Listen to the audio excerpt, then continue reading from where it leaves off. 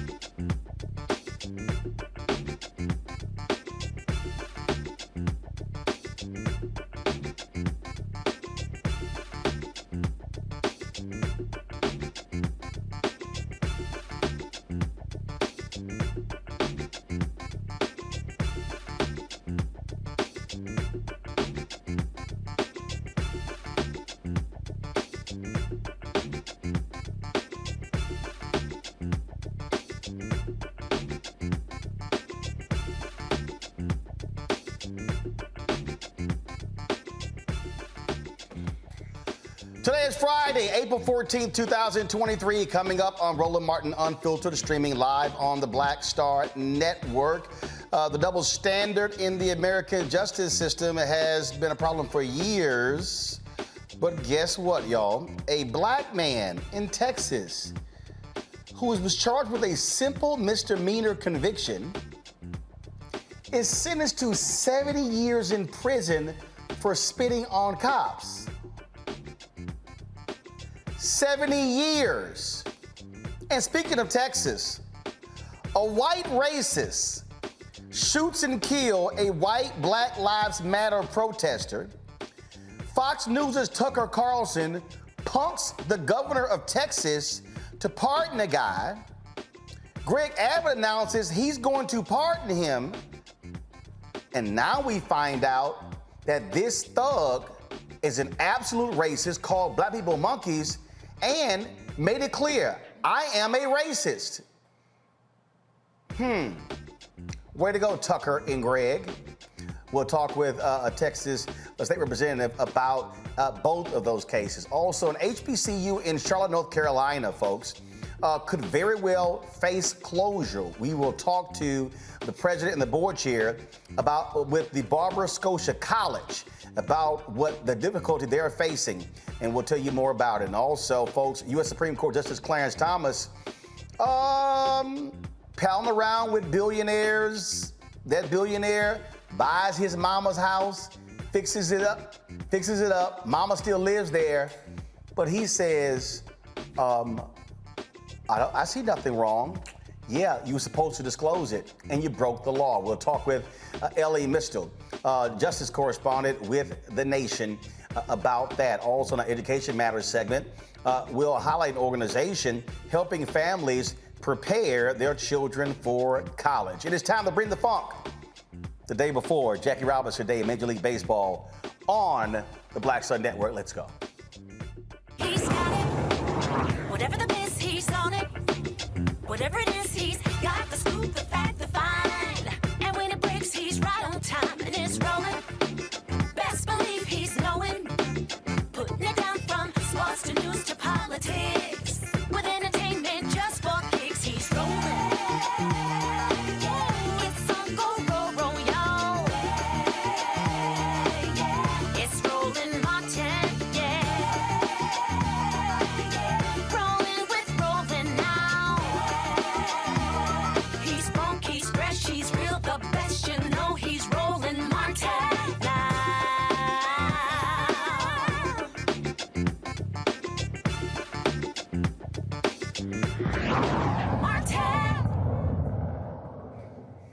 All right, I'm going to tell you about two cases in Texas that show you how absolutely pathetic the justice system there is. A brother, a black man, has been sentenced to 70 years in prison for spitting at police officers while he was being arrested. Larry Pearson was arrested in May of last year for domestic violence after a female victim flagged down an officer in Northeast Lubbock and stated that Pearson punched her in the face several times.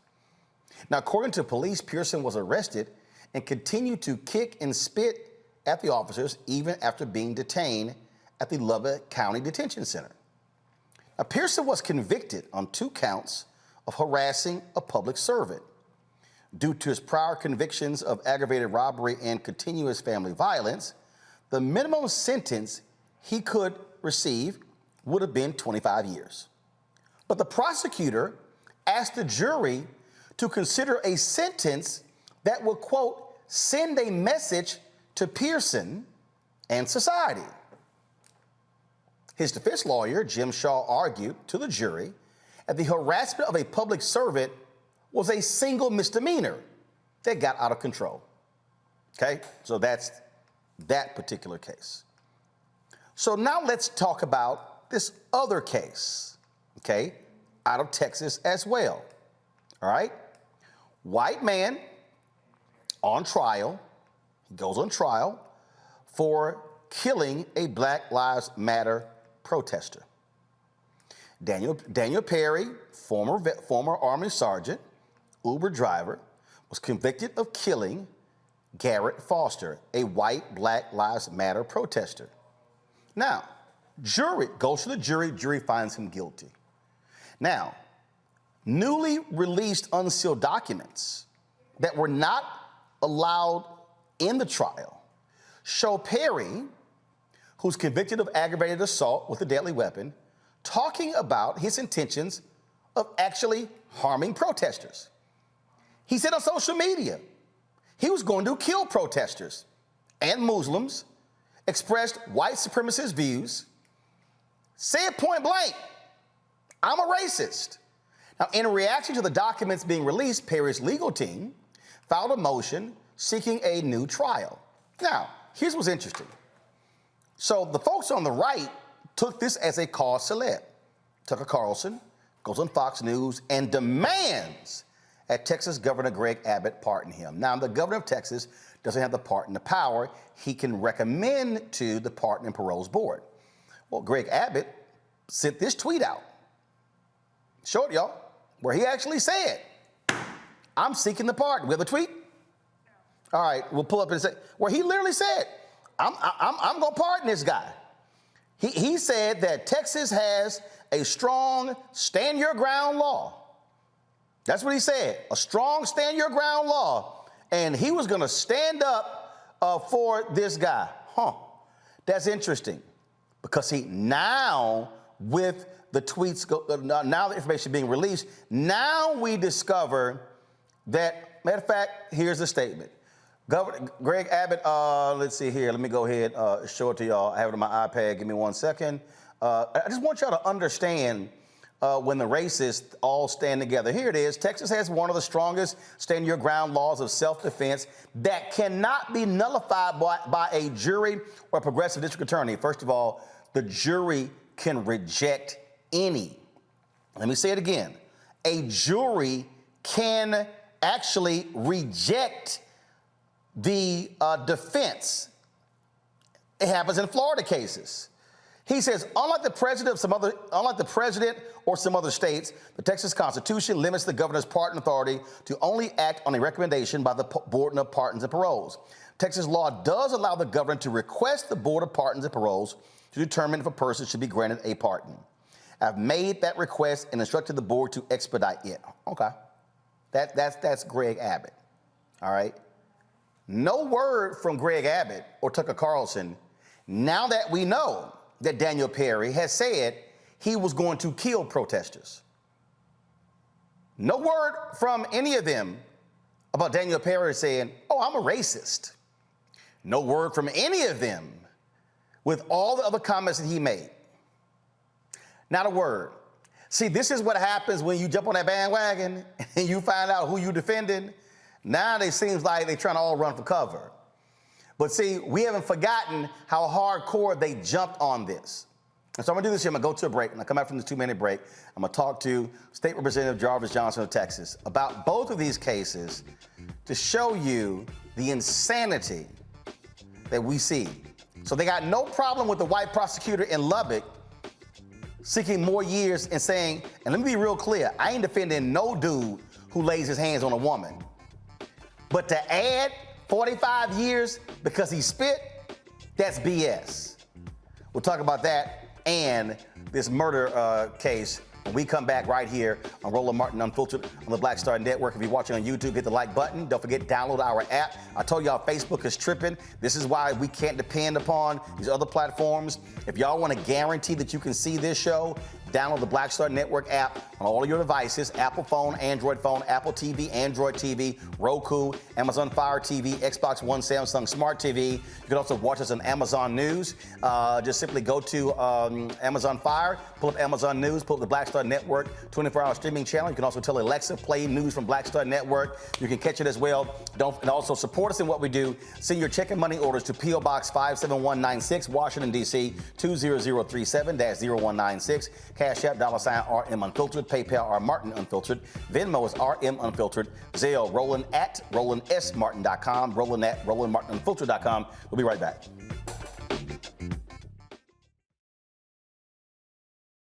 We feel the hidden impacts of climate change that land harder in Black, brown, and Native communities. Not many people talk about it because they clearly don't know our lives. But with President Biden's landmark infrastructure and climate plans, our issues are finally seen. Removing lead pipes means we know our water is safe. Cutting carbon pollution helps our kids breathe easier. 1.5 million new jobs means stable work in communities. The impact we need right now. When you talk about blackness and what happens in black culture, we're about covering these things that matter to us, speaking to our issues and concerns. This is a genuine people-powered movement. There's a lot of stuff that we're not getting. You get it, and you spread the word. We wish to plead our own cause. Too long have others spoken for us. We cannot tell our own story if we can't pay for it. This is about covering us. Invest in black-owned media. Your dollars matter. We don't have to keep asking them to cover our stuff. So please support us in what we do, folks. We want to hit 2,000 people, $50 this month, raise $100,000. We're behind 100,000, so we want to hit that. Your money makes this possible. Checks and money orders go to P.O. Box 57196, Washington, D.C. 20037-0196. The Cash App is $RM Unfiltered. PayPal is R Martin Unfiltered. Venmo is RM Unfiltered. Zelle is Roland at RolandSMartin.com. Hey, I'm Cupid, the maker of the Cupid Shuffle and the Wham Dance. What's going on? This is Tobias Trevelyan. And if you're ready, you are listening to and you are watching Roland Martin Unfiltered.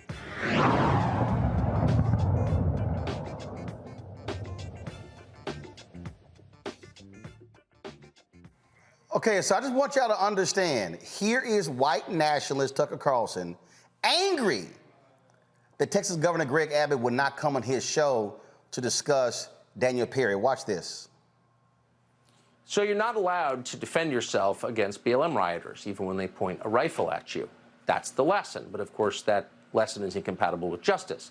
And so to his credit, the governor of Texas, Greg Abbott, has announced that he will pardon Daniel Perry. It's a little more complicated in Texas. Perry is behind bars tonight, but the governor has instructed the Pardons Board to work on an expedited review. That's required by law in Texas in order for a pardon to occur. But he is pardoning this man. That is obviously the right thing to do. George Soros can't pay for people to put his political opponents in jail and then have a Republican governor ignore it. It's outrageous. But of course, Democrats think he should be convicted of murder because one of their voters got killed. Now, everyone involved in this was the same color, white. But of course, Greg Abbott is a racist for some reason for pardoning Perry. So you're not allowed so here's to the deal. defend Come on. So here's the whole deal. BLM Representative Jarvis Johnson of Texas joins us right now. So let's just deal with this. First of all, I'm native Texan. You're native Texan. First of all, anybody says there's no right to defend yourself in Texas is a flat-out fool and liar. We know that's just a lie. Right on, right on. This ain't got nothing to do about Governor Abbott pardoning somebody because they are defending themselves. It's everything to do about somebody deciding to drive into a protest on purpose to instigate a situation to then say, oh, I was defending myself. It's all in his tweets. It's all on his social media. He planned this the entire time. And for Tucker Carlson to say, oh, he's a racist, ain't got nothing to do with racism. Ain't got nothing to do with racism. It's the fact that they have chosen to ignore their own party's line of law and order. There's no law and order. It's if you are against what we believe in, then we're going to be against you. If you believe in what we believe in and you break the law, we're going to defend you. The fact that Governor Abbott has chosen to say, hey, we're going to pardon you because this means stand your ground. No, it doesn't mean stand your ground, because in Texas, as the vice chair of Homeland Security, I look at and hear bills every single day about Texans and their guns. And the fact is that they have chosen to say, when you wear a gun in Texas, it is not a threat.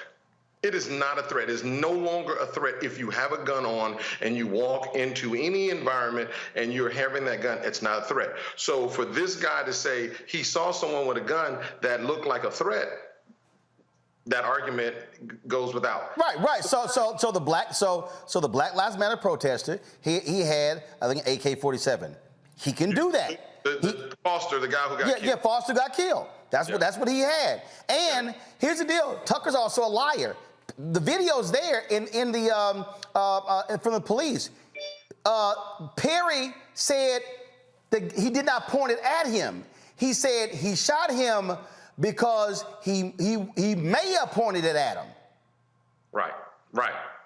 Well, he saw somebody, that was his defense, because that's the whole stand your ground law, is that when you feel that your life is in jeopardy, you can say, oh, I felt like my life was in jeopardy. And he said it, and this is the thing, he prefaced it in his previous social media post that said, if someone ever approached me, all I have to do is say, I felt fear for my life, and therefore I decided to defend myself. In fact, this is the video of him saying, this is the video where to the police interrogators, he literally said, I didn't want him, he said, I didn't want to give him a chance to aim it at me. Go play it.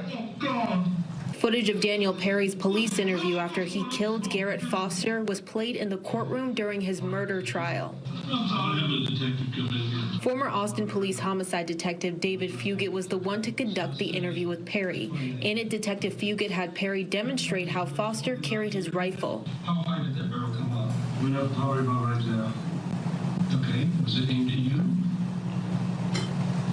I believe it was aimed at me. I believe he was going to aim it at me. I didn't want to give him a chance to aim at me, you know? And then what Perry did while he was sitting in the driver's seat. That quick, yeah.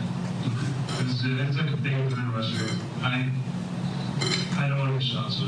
Perry said he shot 5 times. He believes the whole encounter was less than 15 seconds. See right there, Jarvis. I didn't want to give him a chance to aim at me, which means he wasn't aiming at you. And in the video, he showed the guy was carrying a gun. It was pointed to the ground. The whole point about open carry in Texas has become a fallacy to all of these people. They use it when they want to. And I say this over and over again. Laws apply to everybody. They're only applicable to some.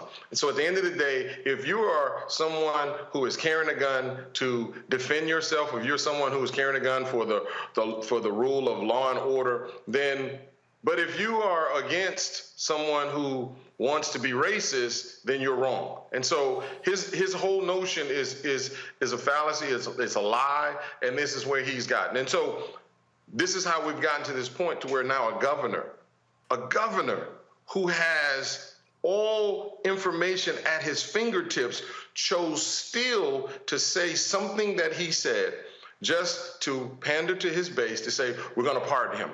We're going to ignore the justice system. We're going to ignore the fact that a jury of his peers, now you and I both know what his peers are. A jury of his peers literally deliberated and said he's guilty. And they didn't even have the social media posts. They didn't even have all of this information that we are getting now, but yet the governor, who is the governor of Texas, has this information at his hand, still said what he said. Let me just say this. I got to say this, Ro, because at the end of the day, every time in this country something happens that happens to be racist, for some unknown and strange reason, Texas has to one-up it. We saw what happened in Tennessee. Oh, Texas has to then jump right on it, and they have to do something more racist than somebody else. And so here we are. We're looking at the governor says, oh, we're going to pardon this guy. Although we don't even know the information, although the jury came back with this verdict, but we're going to pardon him. So forget the justice system. And now we see now we got this new guy, Brother Pearson, who is simply he spit at a cop, and now they're going to give him 7 years. They have to continue to push the envelope. They have to continue to push their narrative. They have to continue to push their racist ways, because at the end of the day, the prosecutor said we want to send a message. So my question is, Governor Abbott, what message are you sending to anybody who decides to take the law into their own hands? What message are you sending by simply saying, we're going to pardon you? We don't know all the information, although the jury, the judge, the prosecutor, and even the defense had all the information. We're still going to pardon you. They're sending a clear message. Oh, yeah. That's why in this state, the Texas Legislative Black Caucus is going to stand tall and stand strong. We're going to fight this to the very bitter end. And at the end of the day, bills that come on this floor, bills that belong to the governor, bills that belong to the Republican Party that continue to be racist, continue to create this divide, we're going to make sure that we fight them and pop those bills every single day, because the governor is sending a clear message.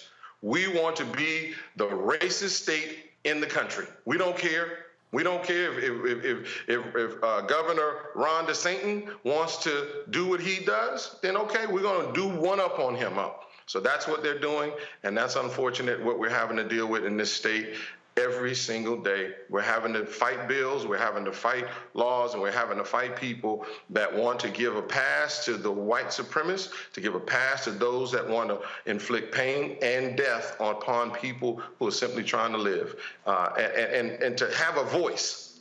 When you look at the people who chose to say, we're going to stand up for what is right, we're going to stand up for what is just, we're going to stand on the front line.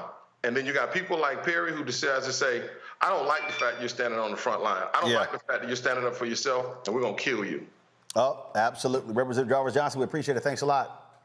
Brother, I always appreciate you, man. Keep doing the good work you're doing. Keep sending the message out, because your message is strong. Will do. Thanks a bunch. Appreciate it. Thank you, brother. Folks, my panel, Michael Imhotep, host of the African History Network show out of Detroit, Matt Manning, civil rights attorney out of Corpus Christi, Texas, Kelly Bethea, communication strategist based out of D.C. I'll go to you, Matt, first. Matt, so here's the deal. This is from the Texas Tribune. On May 29, 2020, after George Floyd's death, murdered by a Minneapolis police officer, prompted nationwide protests, Daniel Perry sent a text message saying, I might go to Dallas to shoot looters.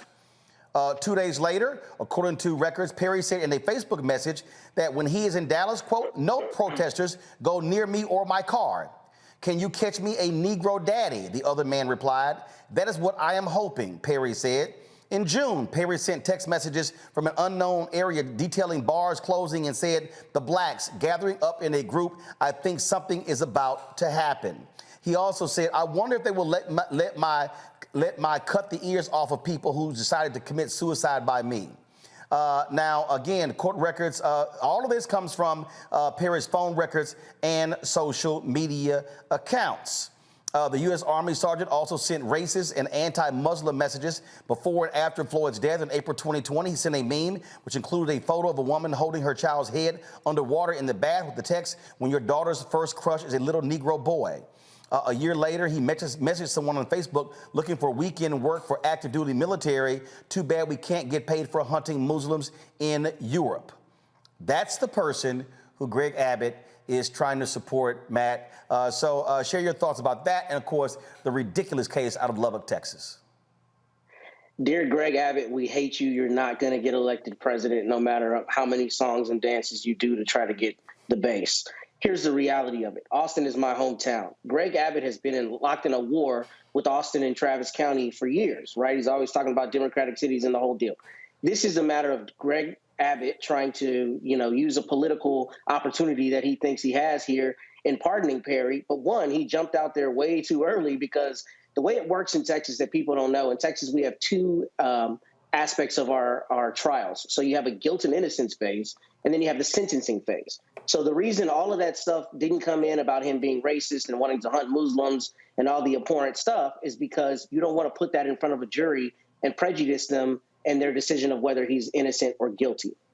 That being the case, for the governor to come out and say he wants to pardon this person on stand your ground is disgusting, particularly because of how often Republicans are talking about the rule of law and letting the rule of law stand. Here, a jury of 12 people in Travis County heard all the evidence, repudiated the stand your ground charge, because what that means, Roland, is when you're in a jury trial, at the end of the trial, the jury gets a very long document called a jury charge. And that jury charge gives them the law. And it says in the state of Texas, you are entitled to stand your ground if you're faced with deadly force, and you don't have a duty to retreat. That's what stand your ground means. However, if the jury does not believe you're faced with deadly force, then they can choose not to exonerate you or absolve you and find you not guilty on that basis. And that's precisely what happened in this case. So for Greg Abbott to immediately say he wants to pardon somebody at the behest of Tucker Carlson speaks more to Greg Abbott's insecurity and fear about his presidential chances than it does the actual,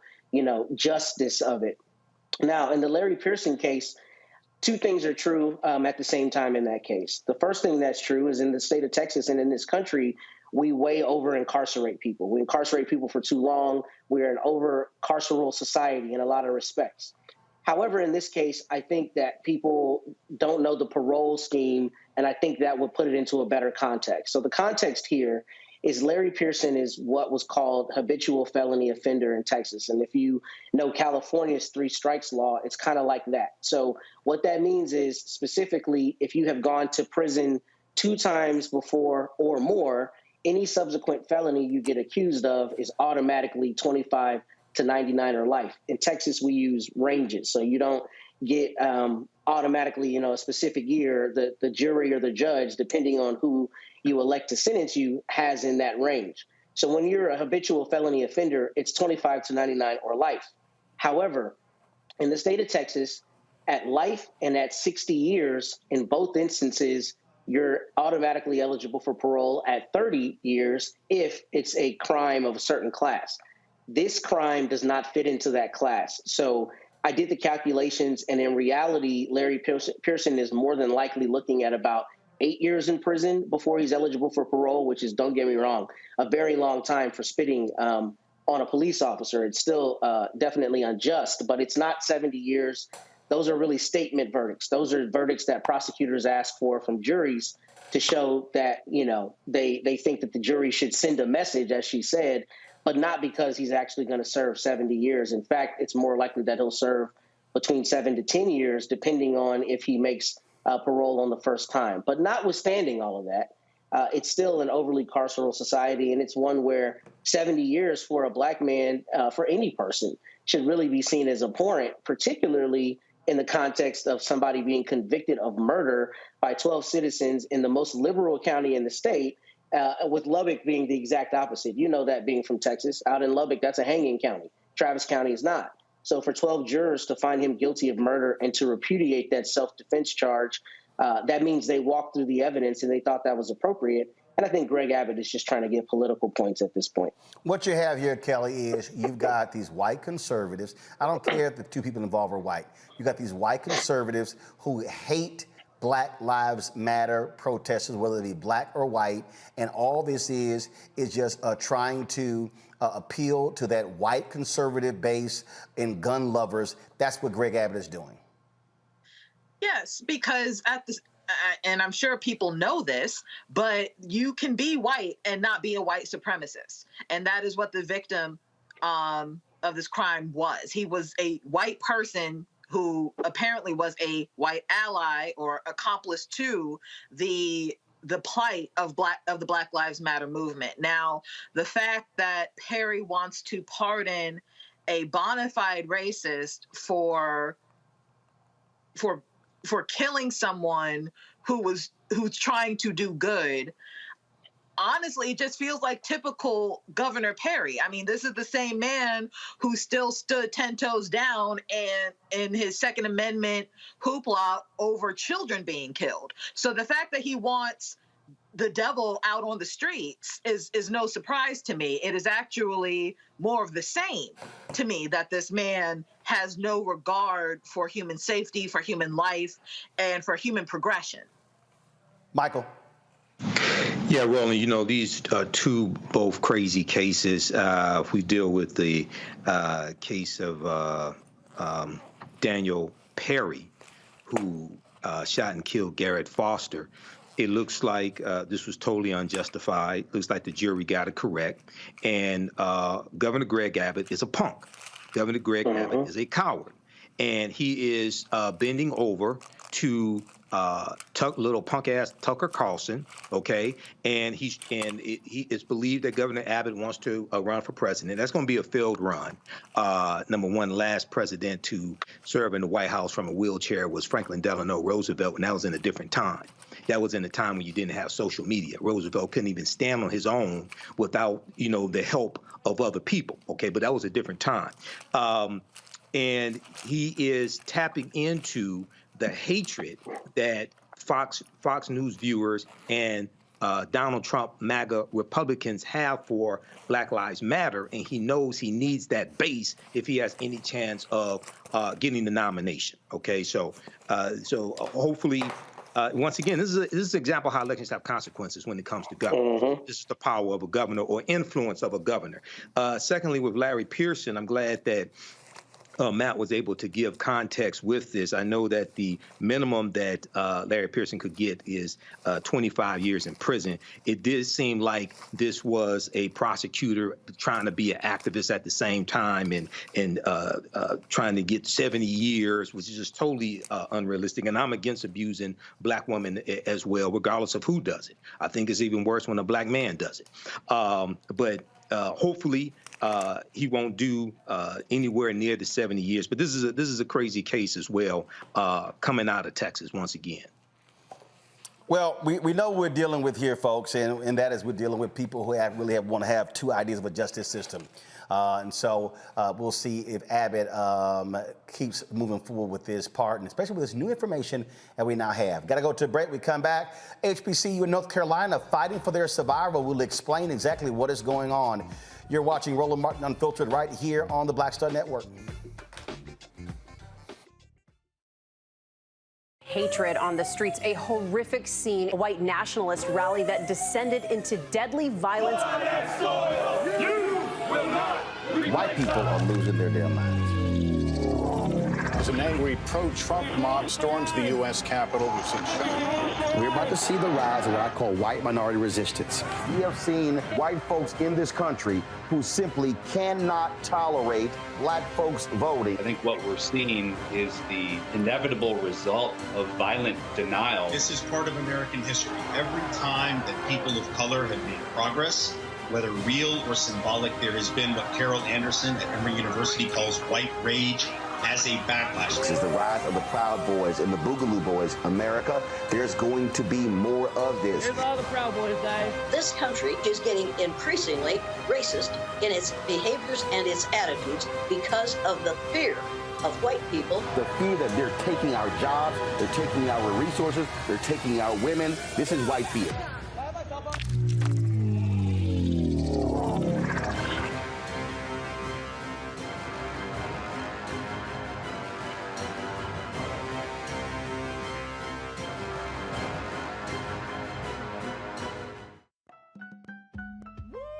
We're all impacted by the culture, whether we know it or not. From politics to music and entertainment, it's a huge part of our lives, and we're going to talk about it every day right here on The Culture with me, Faraji Muhammad, only on the Black Star Network.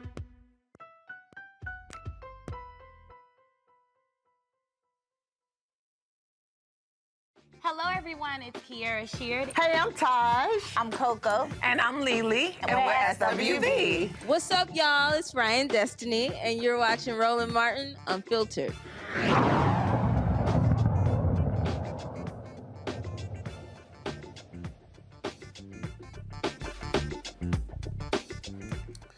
All right, folks, welcome back to Roland Martin Unfiltered right here on the Black Star Network. We often talk about HBCUs and their importance in this country. We've also seen where some have fallen on hard times. Some have closed their doors.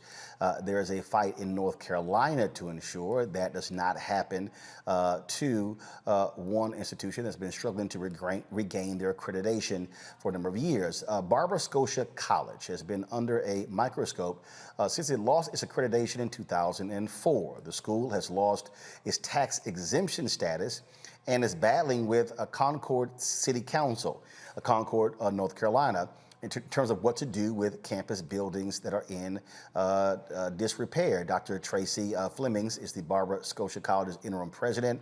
She joins me from Florida. Roberta Pickney is the Barber-Scotia College Board of Trustees Chair in South Carolina. Glad to have both of them here. So let me first start with you, Roberta. Can you hear me? I can hear Okay, you. all right. We're still trying to get Roberta's audio fixed, so I'll start with Tracy. So can you hear me? Yes, indeed. All right, cool. Thank you for having us. All right. So you're going on. You're in your 19th year not having accreditation. Morris Brown is a perfect example. They went through a long period of time where they were able to regain their accreditation. And so, what is the status of that? And first of all, is the school still operational? How many students do you have? How many faculty do you have? Yes, thank you. In 2004, we lost our accreditation. And of course, in 2016, we got as close as we had been in quite a while in reobtaining that accreditation through TRACS.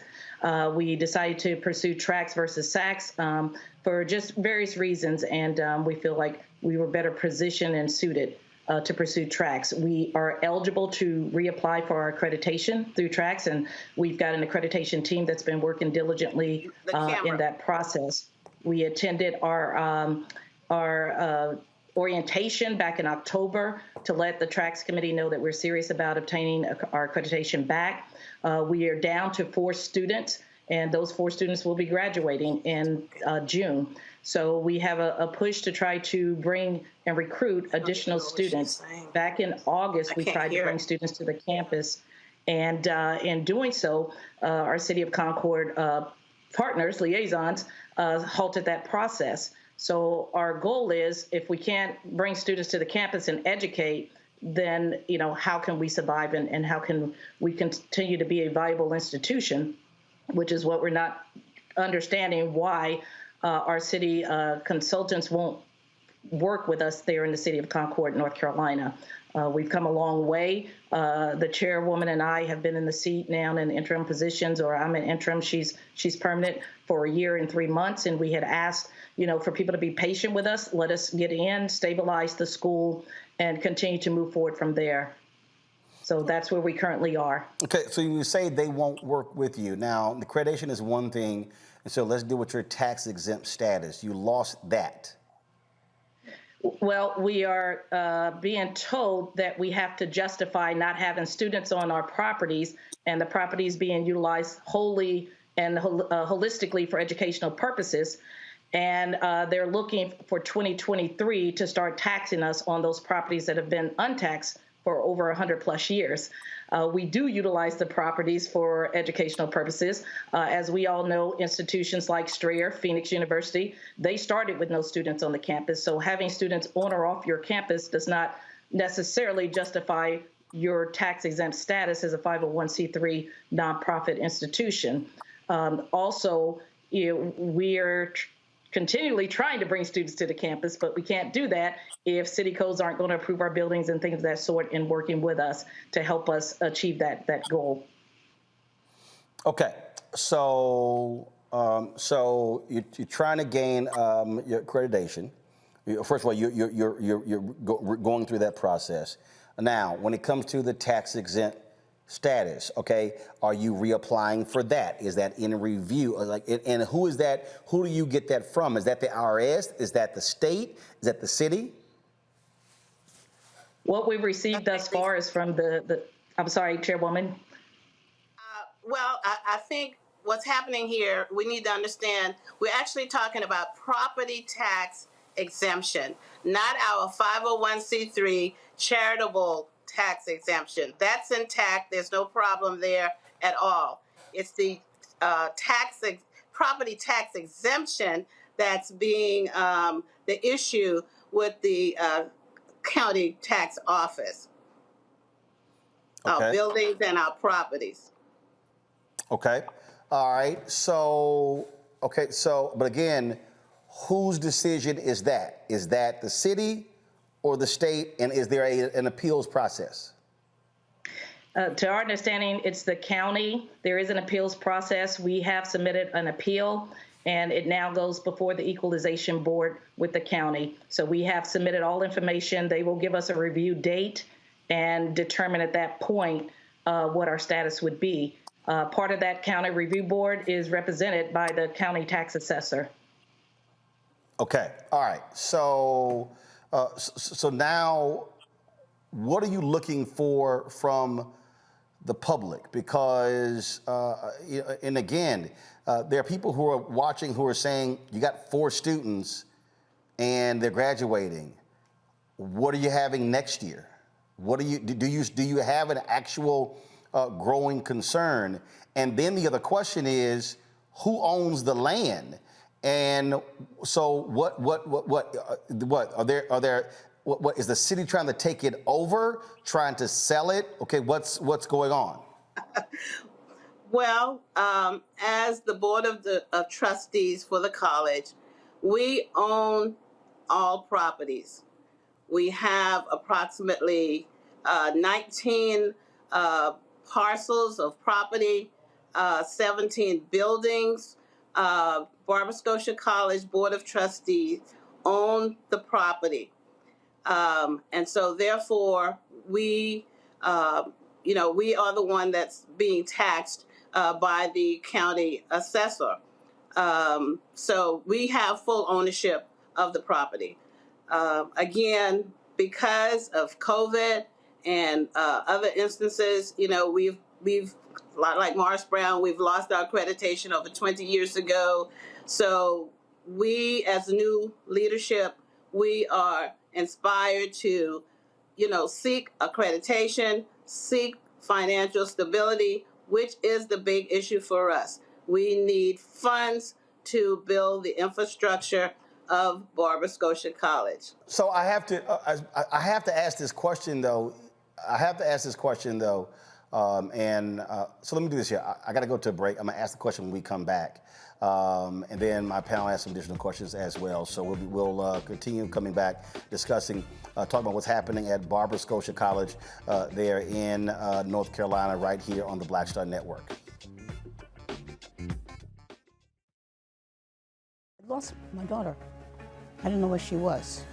So I had to figure out how to survive, how to eat, how to live. I don't want to go into the details because she's here, first of all. She may not want me telling that story. But possession of her, the family broke down, fell apart. I was homeless. I had to figure out, I didn't have a manager or an agent or anybody anymore, and I'm the talent. So I got to figure out how to be the agent. And I had to figure out, how does business work?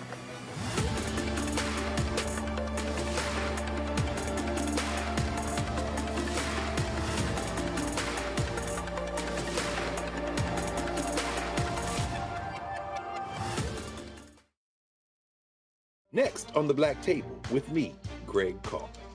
Dr. Kwasi Kanadu, author, scholar, and healer. He is one of the truly representative thinkers and activists of our generation. I had a dream, a particular night, and when I woke up, several ancestors came to me, and they came to me and said, "We really like what you're doing, but you have to do more." His writing provides a deep and unique dive into African history through the eyes of some of the interesting characters who have lived in it, including some in his own family. The multi-talented, always fascinating Dr. Kwasi Kanadu on the next Black Table here on the Black Star Network. You want me to do something crazy, but I don't know what to do. I'd rather just sit here. Hi, this is Cheryl Lee Ralph, and you are watching Roland Martin on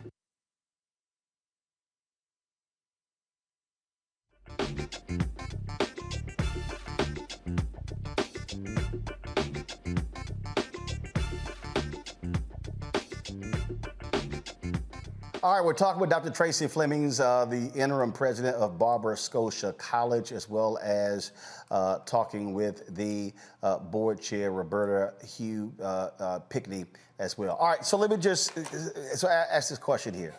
So when we went to the break, you talked about needing support, financial support to repair buildings. So here's a question, but what is there to support?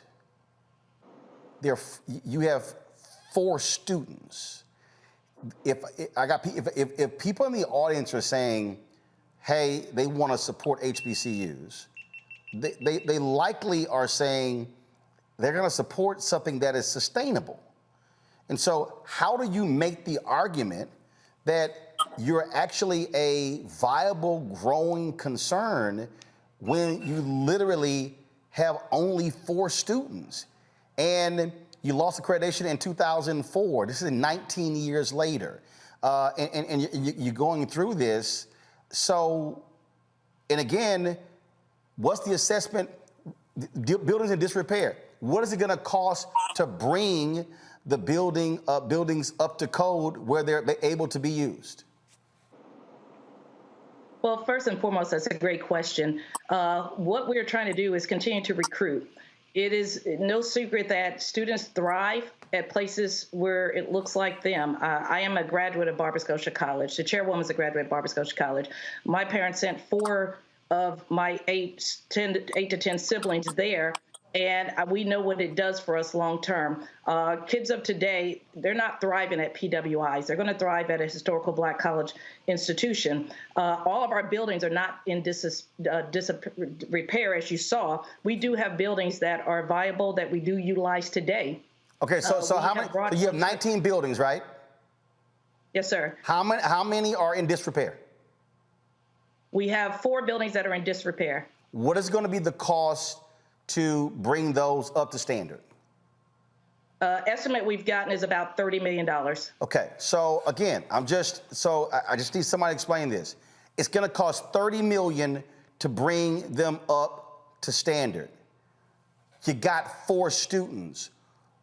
Who's going to give $30 million to fix buildings when you got 4 students, when right now, literally, people are going to school without buildings? So what exactly are we trying to save? First and foremost, our legacy.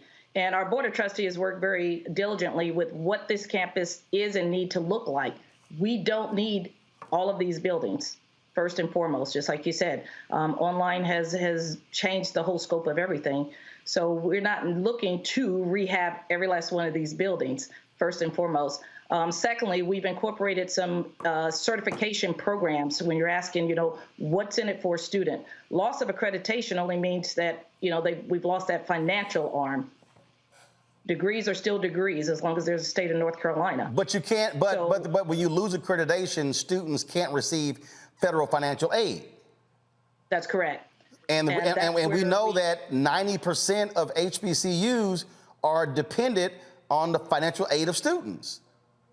That's correct. And how much is tuition on an annual basis to the university? We have $1,500 to our students. We're looking for commuter students so that we can help offset our expenses from living and providing meals and things of that sort. So we can start with our commuter community, and that's what we're trying to do.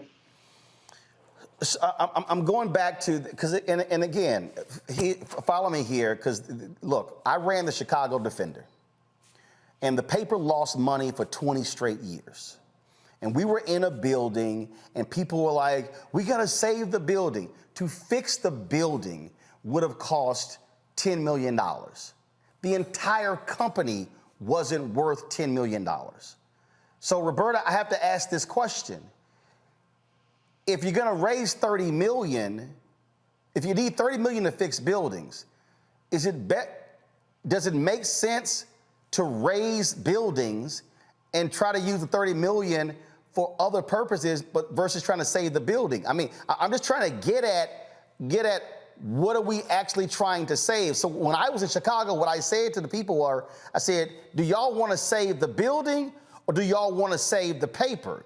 Because the paper can go on, not in this building, and that's exactly what happened.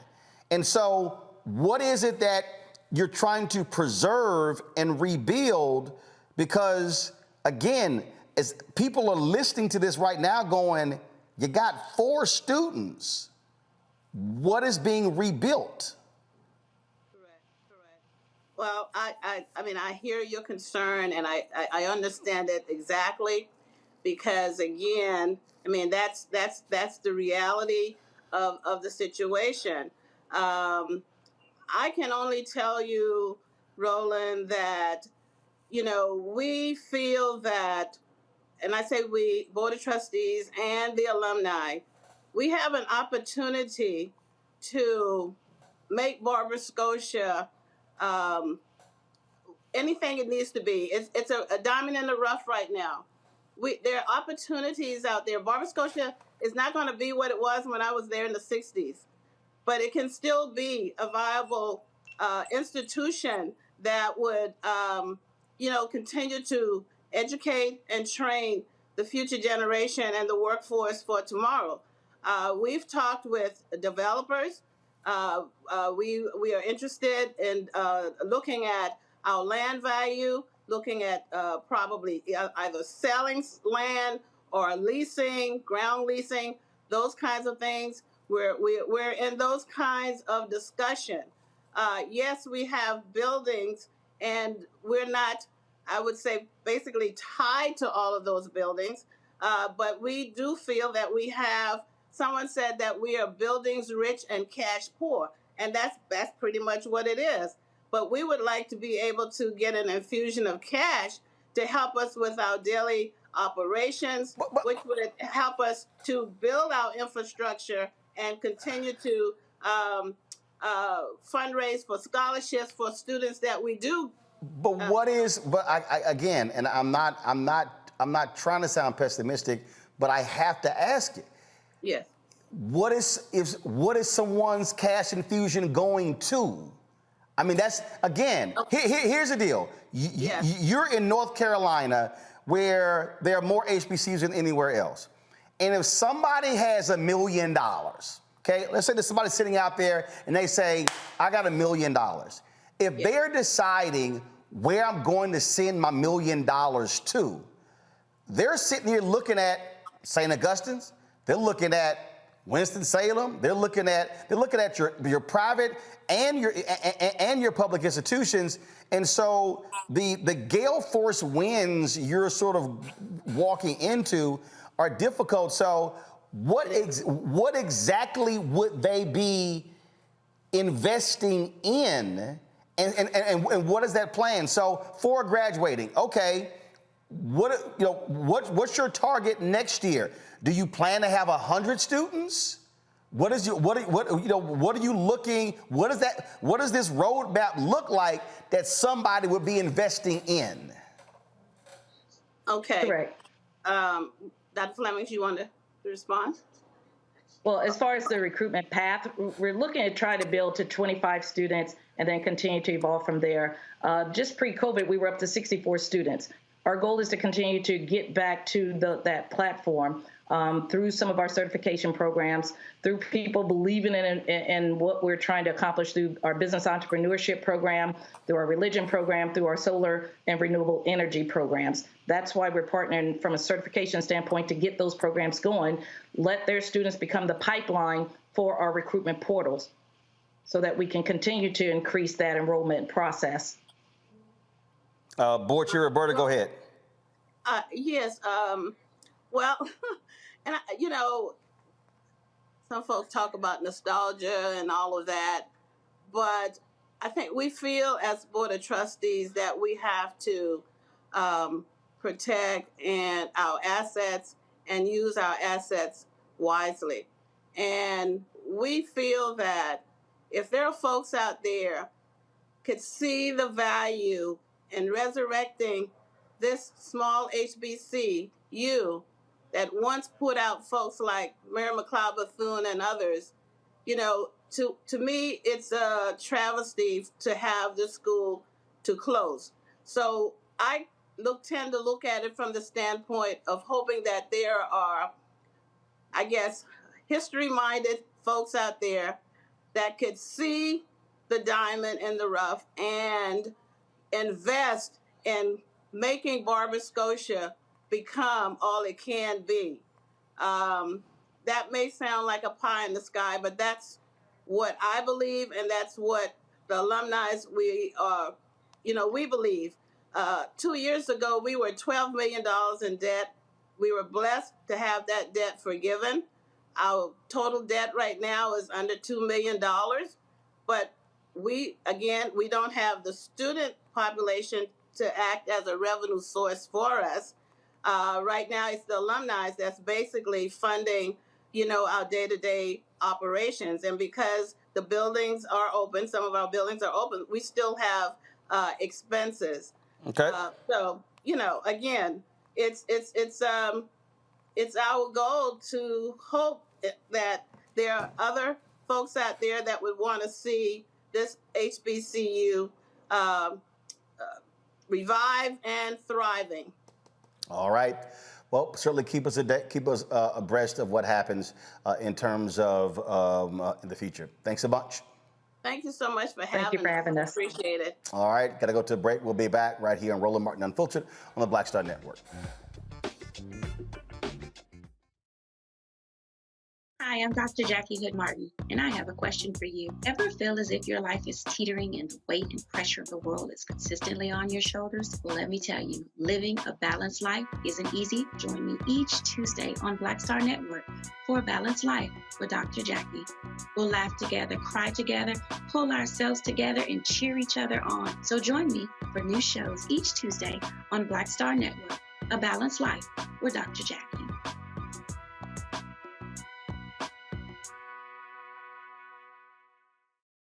On the next Get Wealthy with me, Deborah Owens, America's Wealth Coach, have you ever had that $1 million idea and wondered how you could make it a reality? On the next Get Wealthy, you're going to meet Liska Askalise, the inventress, someone who made her own idea a reality and now is showing others how they can do it too. Positive, focusing in on the thing that you want to do, writing it down, and not speaking to naysayers or anybody about your product until you've taken some steps to at least execute. Liska Askalise on the next Get Wealthy, right here, only on Black Star Network.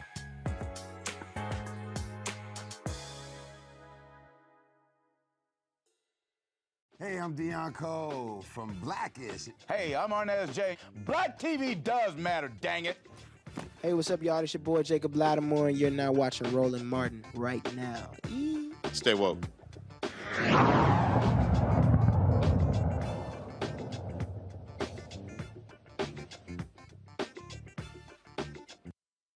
All right, folks, welcome back. My panelists, go to them. I'm going to start with you, Michael.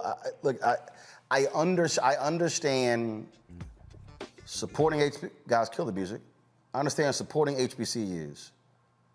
I understand saving HBCUs. But this is, I'm still trying to understand, though, if someone is going to give a cash infusion, they're giving to, there has to be a there. Yeah. Roland, let me start out by saying this. First off, my heart goes out to these two sisters, Roberta Pickney and Dr. Tracy Flemings. And I really feel that what we are seeing is the essence of Black women not wanting to give up on Black people. And that's why they're so committed, okay? So my heart goes out to them. But as somebody with a degree in business, we got to deal with the reality of the finances. And if you're trying to raise $30 million and you have 4 students and they have, according to this article here I'm looking at from WSOC TV, 9 students enrolled online, to me, I would ask the question, have you thought about going 100% online? Because you got more students online than, I guess, traditionally enrolled, one. And you can save a lot of money. Maybe you can sell off some of those buildings and go 100% online and buy one building and operate out of there. And 2, have you looked at, because you have such a great legacy, have you looked at trying to merge with other HBCUs, merge with other colleges to salvage your legacy and continue in a different form? Just because something, an institution or business has existed for 100 years does not mean it's going to continue in that same format. Things transform, things change, things evolve. So brother, we have to understand how to become innovative. And the analogy that you gave with the Chicago Defender is an excellent analogy. You know, and I kind of understand somewhat something like that, because when I used to manage a Radio Shack, you know, they owned the building, okay, in Fort Worth, Texas, and they got to the point where they had to sell the building to bring in revenue and rent space out of the building that they used to own to be able to survive longer. So things like this happen in business, but we have to be able to disassociate emotions and feelings and be able to make financial decisions. It really is, it was hard having to ask those questions, Kelly. You're a graduate of Bowie State, and the reality is, private HBCUs have. I mean, we already know public HBCUs have troubles, but private HBCUs, you know, 10 times more trouble. And I do believe, and I'm telling you, that was, look, I had people who were protesting me in Chicago. There were people who were, how dare this dude come in from Texas and he's trying to sit here and move the Defender. And I said, y'all, we have lost money for 20 consecutive years. The Michigan Chronicle was funding the Tri-State Defender, the Pittsburgh Courier, and the Chicago Defender. It was. That's how the company was still in business. So I come in, we lose money my first year, we make a $100,000 profit my second year, we make a $400,000 profit my third year, and I left because, frankly, the black millionaire owners who bought it out of Detroit, they didn't know what the hell they were doing with a media company, and they told me they just wanted to remain a small community paper when I was trying to actually turn it into a national media company that was worth millions. But people were in Chicago where they were wedded to the building because they grew up on the building. And I have this same viewpoint when I hear people protesting school closures. People talk about the building, and I keep saying, y'all, it ain't the building. You can save the building, but then have nothing else. And so I still am just curious again. And look, Morris Brown is fought through all of that. Their alumni stayed with them. The problem that this college has, they've revoked that tax exemption on the property. And so now, if you appeal and you lose, the question now is, what do you do? And to me, this is just me, and again, I'm not looking at all of the data, but I'll be saying, yes, let me sell it to a black developer or someone along those lines, take the proceeds from that, and yes, move the college elsewhere and still keep the college going. But I just think that for a lot of us, we're wedded to the history of the building, the land, and I get all of that, but at the end of the day, you still gotta survive.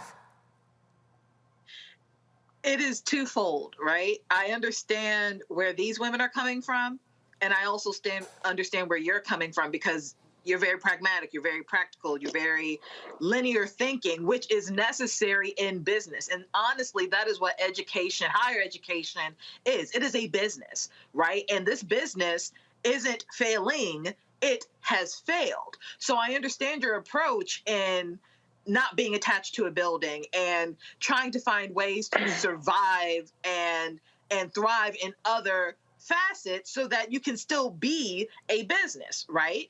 On the other hand, I understand where these women are come from, because it's not just a building, right? Yes, there's nostalgia tied to it, but at the end of the day, with the history of how Black people had to acquire land and keep land, specifically in the South, that is a feat.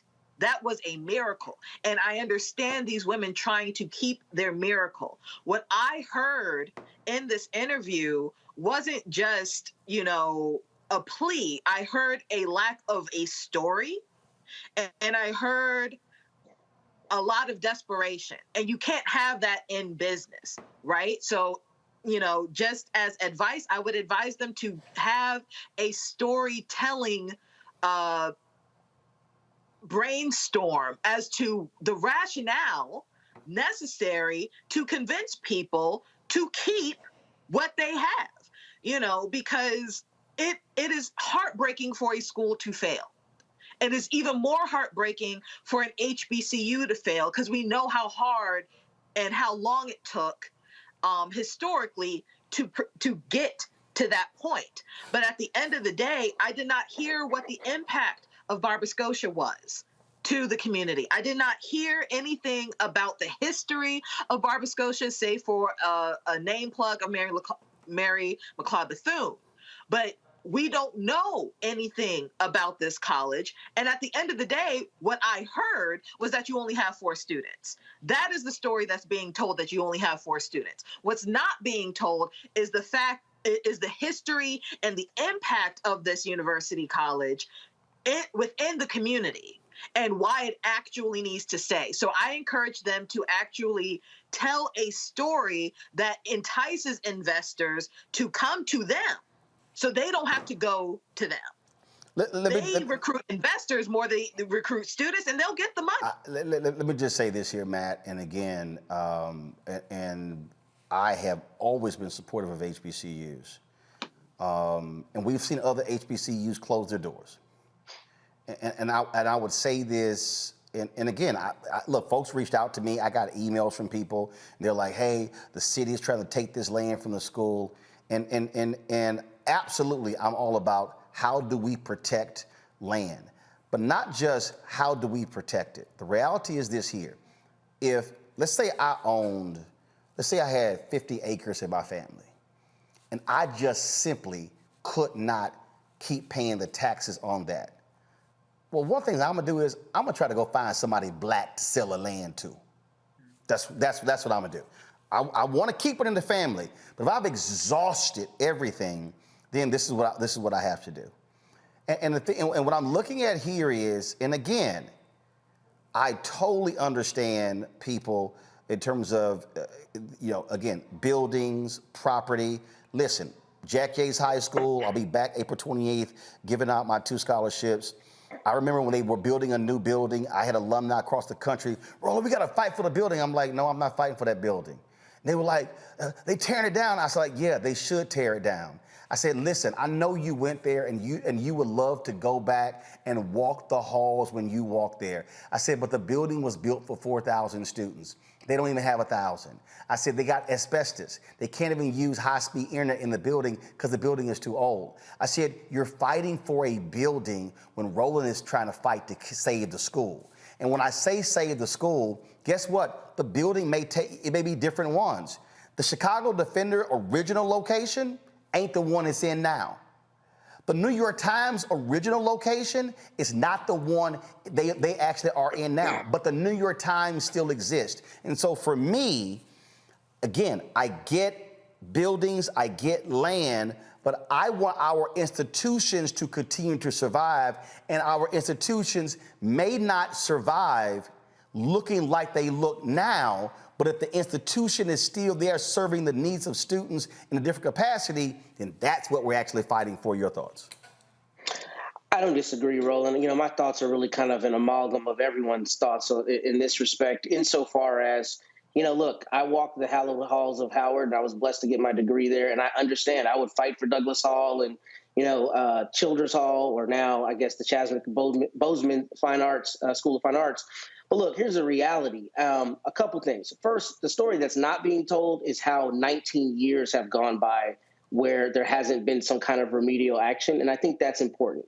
I don't know if Barber-Scotia was never able to get up on its feet and never able to entice those students to come back, but I think that's one of the things that would disincentivize investment, because people will say you got 2 decades and clearly there has not been an improvement.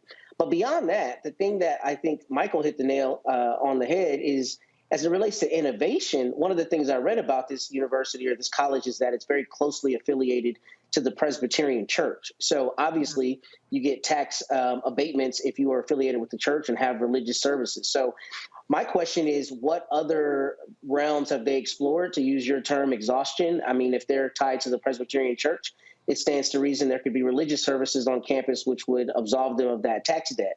Beyond that, there also seems like if you've got 19 buildings, then perhaps they could be put in trust and they could be lent out to other institutions or otherwise house other things beyond Barber-Scotia students and have, a profit turned or have some benefit. So, it seems like, unfortunately, the university may be at the point of unsustainability, but I would be interested in, have they truly exhausted all of the possibilities? But the caveat to all of that is this. If you notice a lot of the story about this college, they have also been done poorly by the city of Concord. In fact, it's my understanding that the city had a partnership with them to fix a number of these buildings, did not try to collect on its bill for 7 or 8 years, and then tried to hit them with a note that was due in 30 days. So some of this may be racism. Some of it may be institutional oppression. Some of it may be poor relations between the college and the local city. Yep. But the larger story is, to your point, when you have 4 students, it makes it very difficult to incite people investing at all, let alone a substantial sum like $30 million. Indeed. All right, folks, hold tight. When we come back, Lord Clarence Thomas, y'all. He keeps saying, I did nothing wrong. I taken $500,000 in free trips. What's the big deal? That Republican billionaire who took them trips with, we now know that he bought Clarence Thomas's mama's house. She still lived there. Clarence, you got something to say, bro? We'll talk to Ellie Mistel of The Nation next on Roland Martin Unfiltered on the Black Star Network. YouTube folks, hit that like button so we can cross 1,000 likes. Let's get to 2,000 today, y'all. Y'all see y'all commenting. Let's hit that button. Also, y'all, please support us. Send your check and money orders to P.O. Box 57196, Washington, D.C. 20037-0196. Cash App, $RM Unfiltered. PayPal, R Martin Unfiltered. Venmo is RM Unfiltered. Zelle, Roland at RolandSMartin.com. Roland at RolandMartinUnfiltered.com. We'll be right back. Next on the Black Table with me, Greg Carr. We look at the history of emancipation around the world, including right here in the United States, the so-called end of slavery. Trust me, it's a history lesson that bears no resemblance to what you learned in school. Professor Chris Manjapra, author, scholar, amazing teacher, joins us to talk about his latest book, Black Ghost of Empire: The Death of Slavery and the Failure of Emancipation. He explains why the end of slavery was no end at all, but instead a collection of laws and policies designed to preserve the status quo of racial oppression. The real problem is that the problems that slavery invented have continued over time. And what reparations are really about is saying, how do we really transform society, right? And stop racial violence, which is so endemic. What we need to do about it on the next installment of The Black Table, right here on the Black Star Network. On a next, A Balanced Life with me, Dr. Jackie. It's spring, hallelujah. But hold on, it's not all fun and games.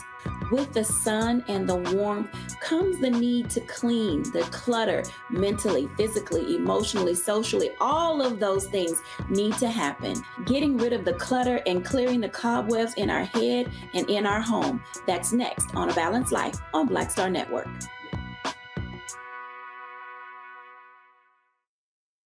Hey, what's up, everybody? It's Godfrey, the funniest dude on the planet. Hi, I'm Israel Houghton. Apparently, the other message I did was not fun enough. So this is fun. You are watching Roland Martin, my man, Unfiltered.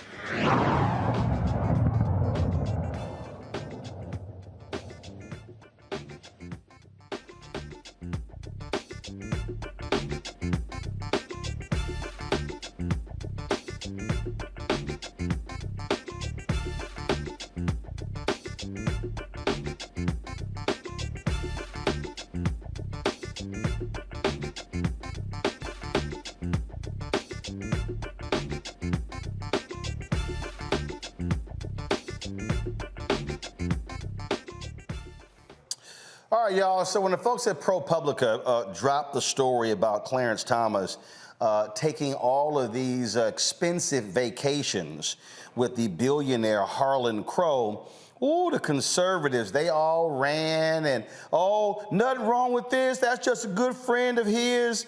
Now go to my iPad. Then they came back with another story that showed Harlan Crow bought a number of lots in Savannah, Georgia, including the one where Clarence Thomas's mama lives. Fixed the joint up. Oh, by the way, she didn't move. She still lived there. Ellie Mistel is with The Nation, joins us right now. Ellie, glad to have you here. Man, so Clarence Thomas, 20 years ago, the LA Times did a big story talking about how he was taking these gifts and how he was supposed to disclose them. His way of answering that was to stop disclosing stuff at all. It's a lot of things that he has not disclosed. Okay, for folks who don't know, let's just be clear. There's little oversight of the Supreme Court. What are Supreme Court justices supposed to be disclosing to the public? One of the only oversights we have over the Supreme Court is the public disclosure law. It's at 5 U.S.C. 13104 that lists all of the things that judges and justices, explicitly including the Supreme Court justices, have to disclose on their financial disclosure forms every year to stop exactly this kind of public corruption, right? Now, there was some arguments that I thought were poor arguments, but arguments nonetheless, that Thomas didn't have to disclose the $500,000 of trips and vacations and resort stays that he got from Harlan Crow because they were a matter of allegedly personal hospitality. I thought that was a bogus legal argument, but it was a legal argument. Disclosing land deals is cut and dry, all right? There's no argument that Thomas did not or should not have had to disclose this man buying his mother's house, fixing his mother's house up, and having his mother stay in that house. Harlan Crow is now essentially Clarence Thomas's mother's, who's still alive, God bless, is apparently her landlord, which obviously has to be disclosed under the law. So the argument that any argument that people had that Thomas was within the letter, if not the spirit of the law, that has been blown out of the water by this house buying story.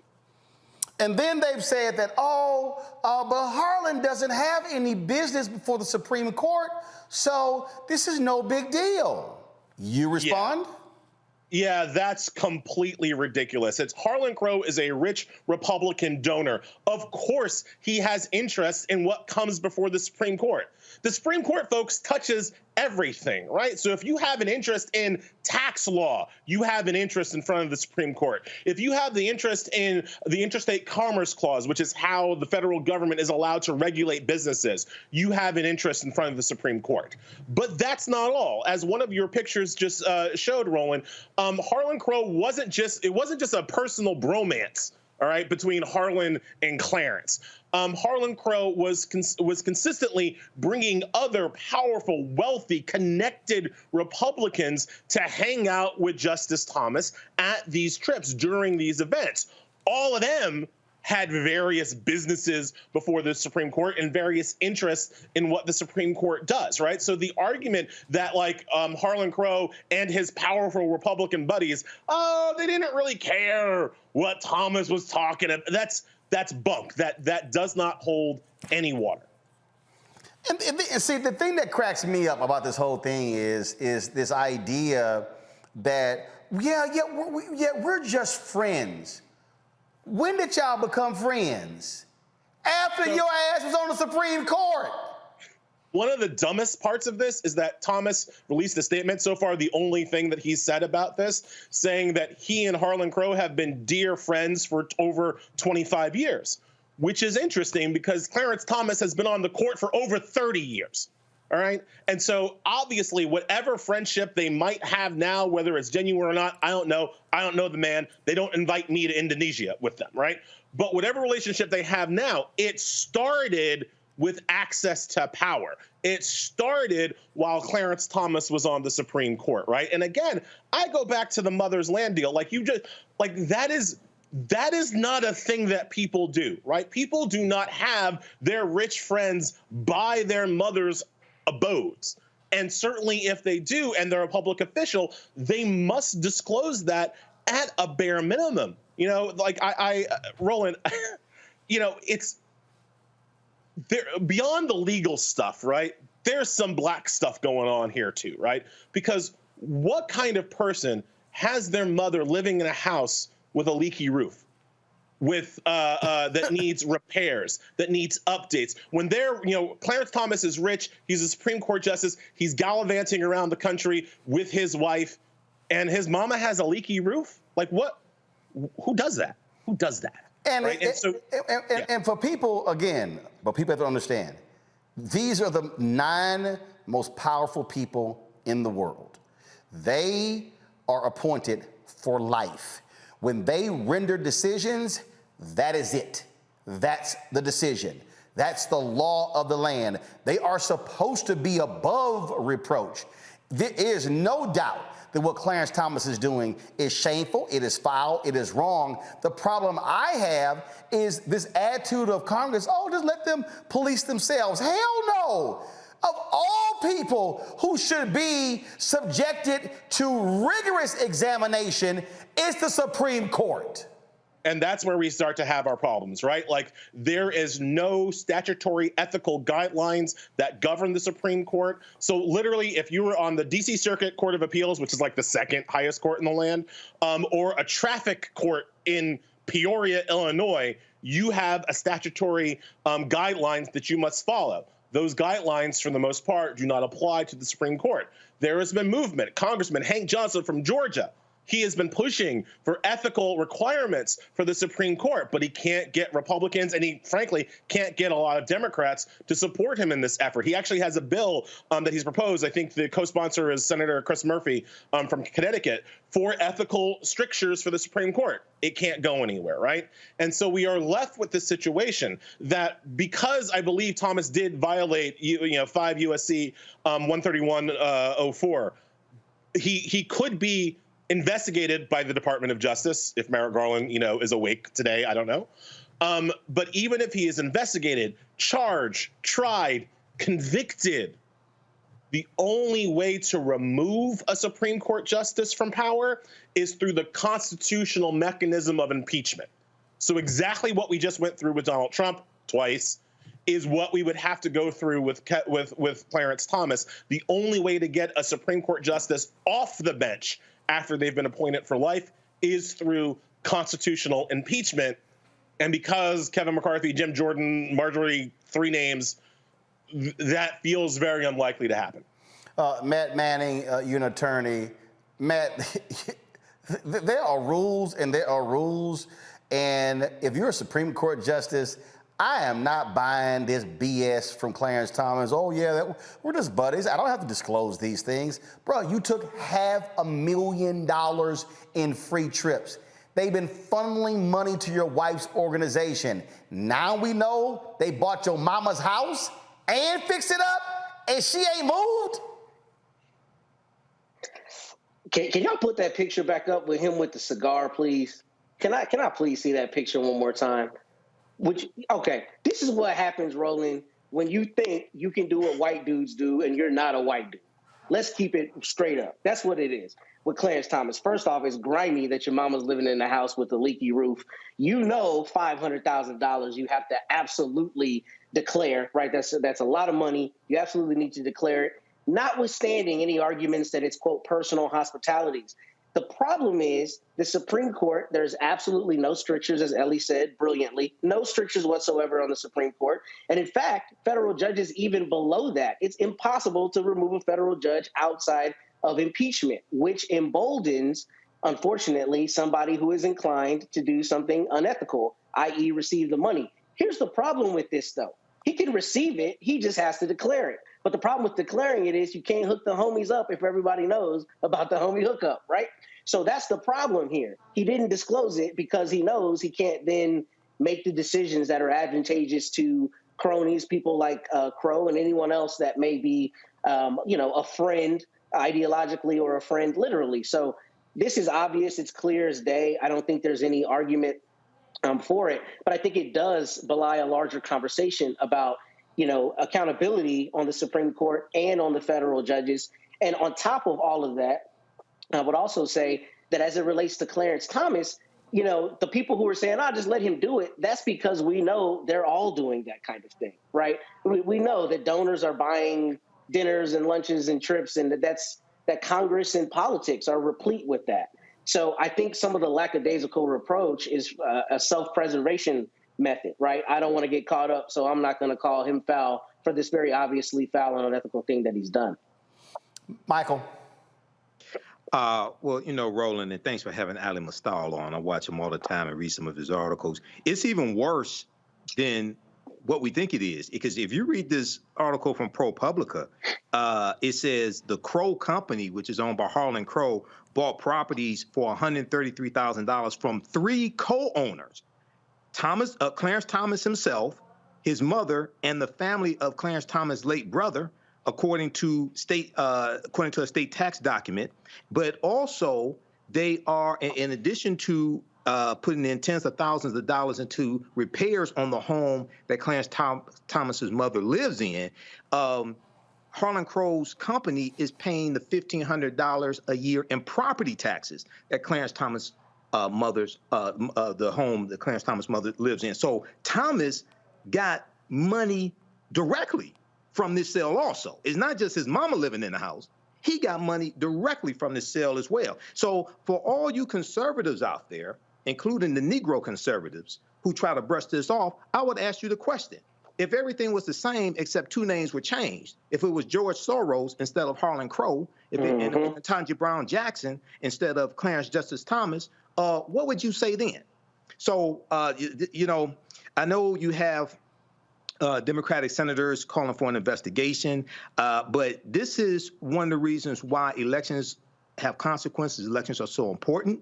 This is why the presidency is so important, but also the Senate, because the Senate confirms Supreme Court justices. So we have to understand how all this comes together and keep these Republicans out of power. Kelly?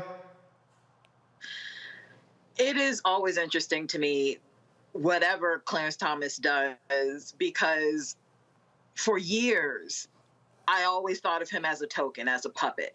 And now we have proof that he's a token and a puppet. I mean, you look at the picture of him with the cigar. I mean, he literally looks like the fly in Milk in the anecdote that we talk about when you are the only one in the room. And now we see how he even got in the room in the first place, because they needed a puppet.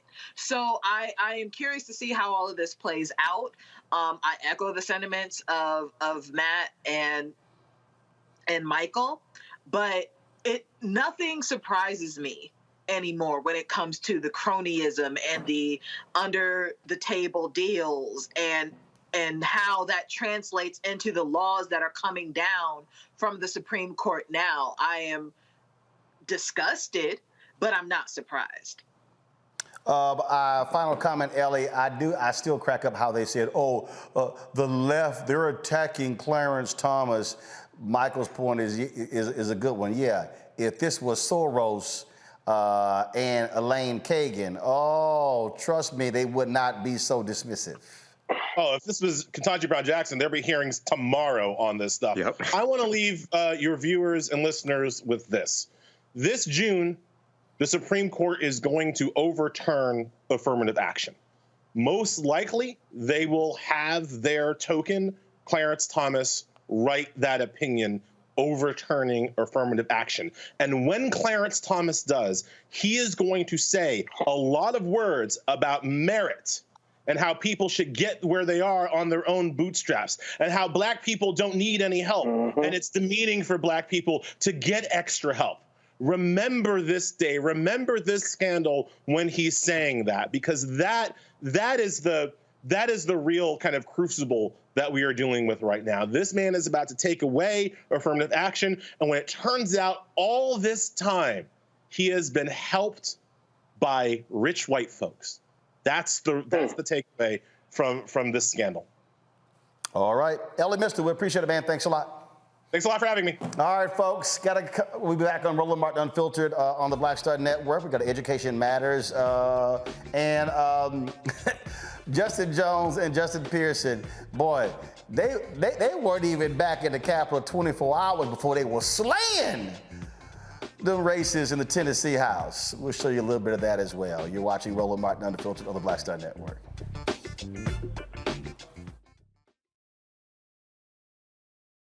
Hatred on the streets, a horrific scene, a white nationalist rally that descended into deadly violence. White people are losing their damn minds. As an angry pro-Trump mob storms the U.S. Capitol, we've seen shooting. We're about to see the rise of what I call white minority resistance. We have seen white folks in this country who simply cannot tolerate black folks voting. I think what we're seeing is the inevitable result of violent denial. This is part of American history. Every time that people of color have made progress, whether real or symbolic, there has been what Carol Anderson at Emory University calls white rage as a backlash. This is the rise of the Proud Boys and the Boogaloo Boys. America, there's going to be more of this. Here's all the Proud Boys, guys. This country is getting increasingly racist in its behaviors and its attitudes because of the fear of white people. The fear that they're taking our jobs, they're taking our resources, they're taking our women. This is white fear.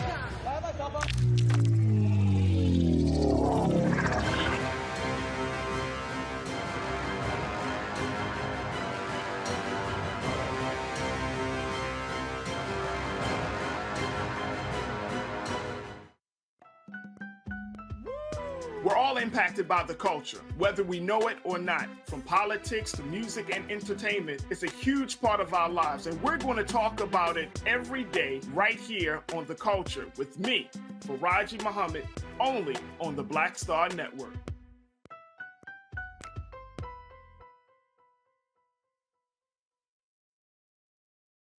Hey, yo, peace, world. What's going on? It's the Love King of R&B, Raheem Devon. Hey, I'm Cupid, the maker of the Cupid Shuffle and the Wham Dance. What's going on? This is Tobias Trevelyan. And if you're ready, you are listening to and you are watching Roland Martin Unfiltered.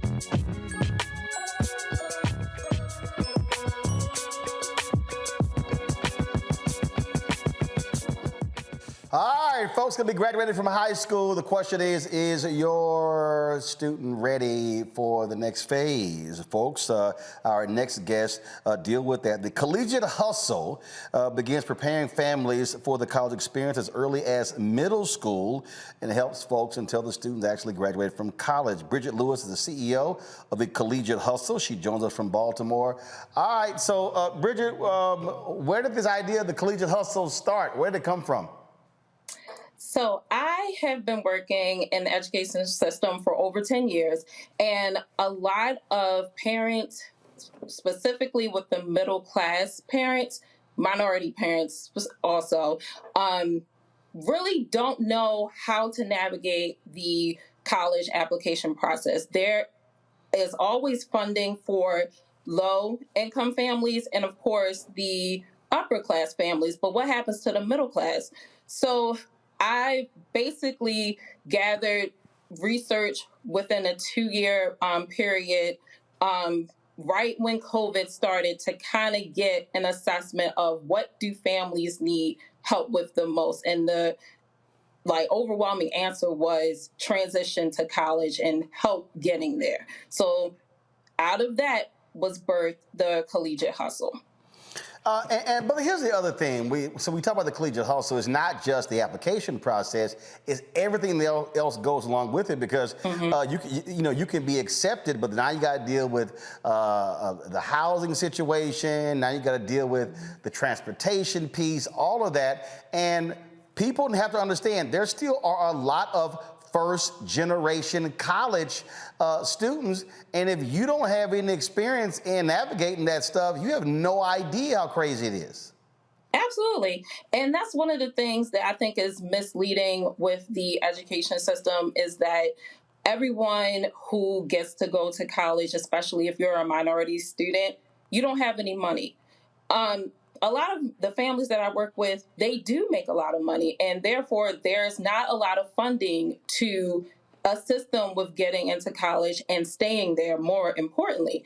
And since COVID, the mental health realm is easily impacting our students for staying into college and actually finishing, because now not only are they not really prepared for that transition of when they go, but more and more I'm finding out that in the middle school, it's not really even talked about. So I took 3 years within my own personal career to go back to the middle school to kind of do my due diligence and see what is going on in the middle school level, when is college being even introduced to them, and it wasn't. And a lot of that is preparation from the school community, from administration, and of course the counselors themselves. The next generation, when you have folks who understand the process, it's a hell of a lot easier. I've got 9 nieces, 4 nephews. They benefit from the fact that my brother, myself, my sister, my wife, my sister's husband, all of us are college graduates. We know the ins and outs, we know the games, we know all the different deadlines and stuff, and so we can walk them through. And yes, starting them, we were dealing with them in elementary school. Like, let me be real clear. What your little ass doing in the 4th and 5th grade was going to show up when you're a senior. And a lot of people, again, don't understand really how these things impact you, how what you do in the 6th, 7th, 8th grade will impact when it's time for you to graduate. Mm-hmm. Absolutely. And I know specifically for the school district that I work in, they are starting that conversation of how students can get better prepared. So we have what's called the 6-year plan. And through that process, counselors are starting to talk. But what isn't talked about is the financial piece. So a lot of the students will say, my parents told me I need to get a scholarship. I have to get a scholarship. Okay, but how? Right. Like, what is the process for that? What do you do to prepare for that? And that is where I branched off and took a step back. And I'm also very much getting feedback from my former students of how could I have assisted you better? What did you need from me to assist you? And a lot of them came back and said, well, no one talked to my family about how we're going to pay for it even after the scholarships are applied. And part of that, I think a lot of it within the education system is, okay, you're middle class, you'll figure it out. No. Like, the same amount of time that is taken for low-income families to get Upward Bound program, or even, I know the College Bound Foundation in Baltimore City, they take the time to teach their students. What about the other districts that have more middle-class families? What are we doing to support those families and finding the aid? And you're right, a lot of our middle-class families in the counties are well educated. They know how to get in, but they don't know how to pay for it. So I want to take that opportunity to start teaching in the middle school level families, what do we need to do? How do we put away money to make sure that your child is secure financially? What about living expenses if your college tuition is covered? What about day-to-day living? Those things aren't talked about. Yep. And that's something I want to change. Yep, absolutely. Questions of my panel real quick. Kelly, you first. Sure. So first and foremost, I think this is a phenomenal idea and initiative that you're doing. Is there any other information besides the financial bit that you're sharing with your families? And also, let's just say, this is middle class, so they are aware of college. Let's just say you have a kid out there who already has a dream school. Do you get information regarding that specific school that you disseminate? Is there anything, like, what other information do you share, can you share? So I pride with my company doing everything individual based. Like, I'd rather have sit down with the family individually and see what their needs are. So for some families, it might be, okay, I need additional help with even applying, or I need additional help. Okay, my child got in, but I don't understand this financial aid letter. Let's sit down and let's talk about it. And a lot for my particular population, the FAFSA process is huge. Getting through to families that, yes, you do have to give the government information. No, they are not going to misuse it. This is going to benefit your child. So that is the most questions I get revolving around FAFSA or the financial aid process, but it does depend on what each family needs. Matt. So I just want to thank you. This is me exactly. My parents are college educated, met in college, but by the time I applied, there were so many new things about the process that they had to relearn a lot of that. So kind of my question is twofold. The first part is, what, if any, do you advise as it relates to 529 plans or tomorrow funds, as some states have them, for people who are in the middle class and may not qualify for some of the other grants and loans? And then the second thing is, do you have a holistic kind of sequence that you help families walk through in terms of applying for the PSAT and dual credit versus AP and all the different things that may help optimize their college experience?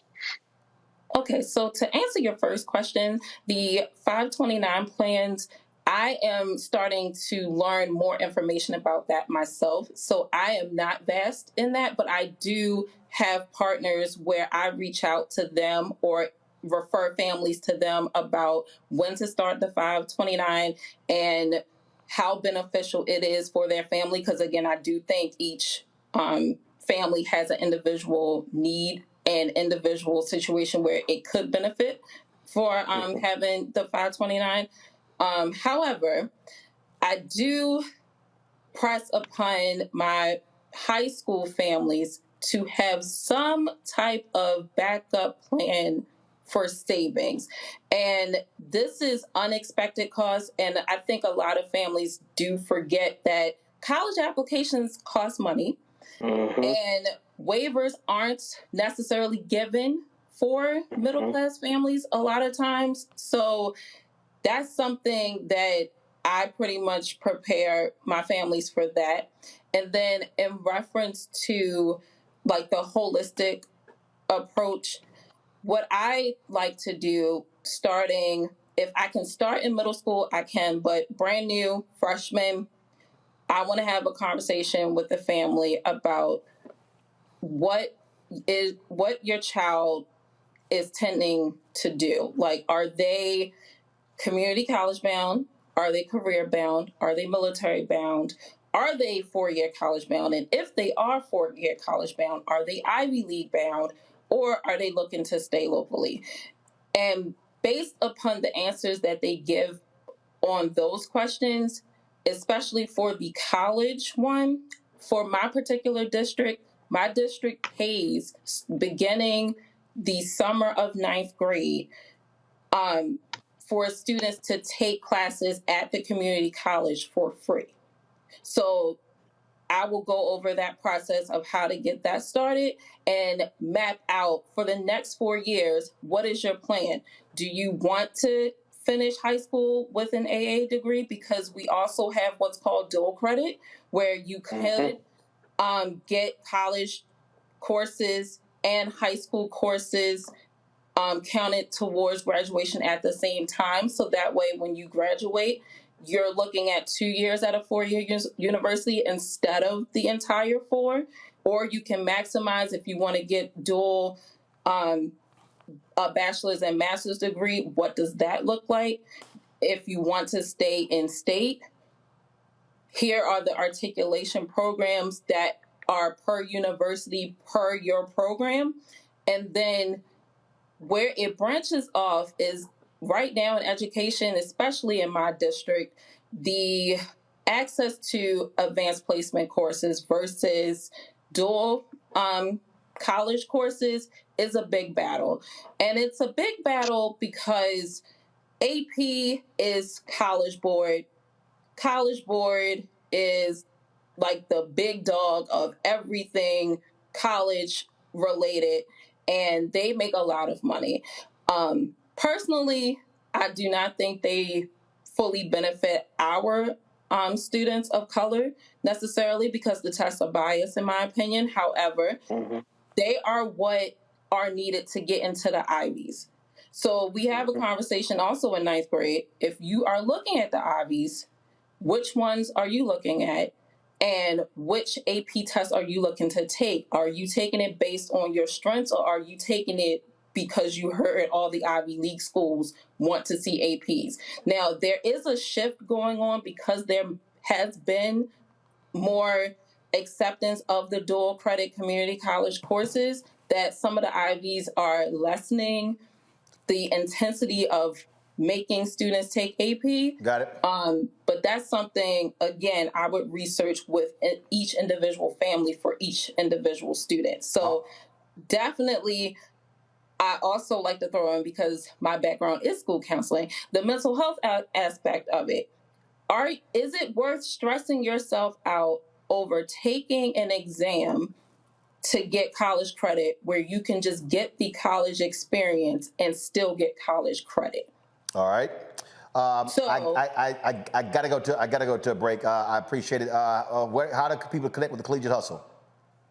So everyone can contact me at educationhustler@gmail.com or follow me on Instagram at the Collegiate Hustle LLC. All right. We appreciate it, Bridget. Bridget, thanks a lot. Thank you. Folks, I'll be right back on Roland Martin Unfiltered.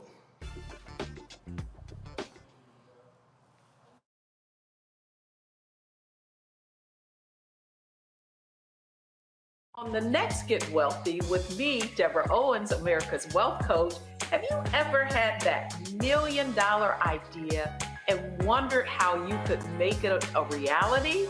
On the next Get Wealthy, you're going to meet Liska Askalise, the inventress, someone who made her own idea a reality and now is showing others how they can do it too. Positive, focusing in on the thing that you want to do, writing it down, and not speaking to naysayers or anybody about your product until you've taken some steps to at least execute. Liska Askalise on the next Get Wealthy, right here, only on Black Star Network.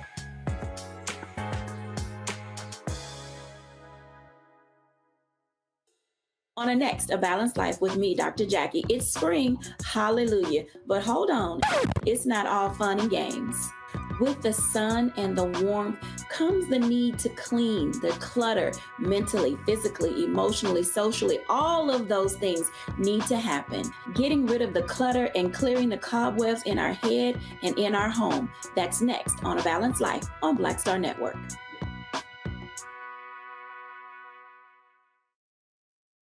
Hi, this is Cheryl Lee Ralph. Hello, everyone. It's Kiara Sheard. Hey, I'm Taj. I'm Coco. And I'm Lily. And we're SWB. What's up, y'all? It's Ryan Destiny, and you're watching Roland Martin Unfiltered.